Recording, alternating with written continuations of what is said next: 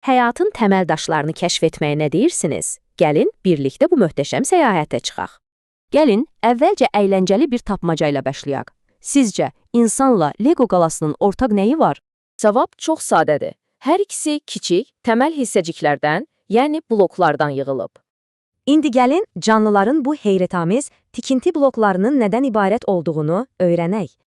Hər şey, bax bu hüceyrədən başlayır. O, həyatın ən kiçik vahididir. Bizim ilk kərpicimiz.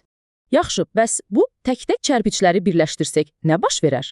Onlar toxumaları yaradır. Toxuma eyni işi görmək üçün birləşən hüceyrələr komandasıdır.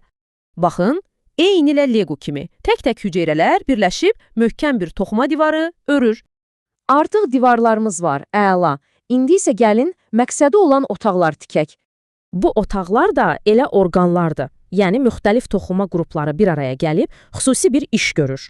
Məsələn, müxtəlif toxumalar birləşib, bax beləcə, beyin kimi mürəkkəb bir orqan yaradır.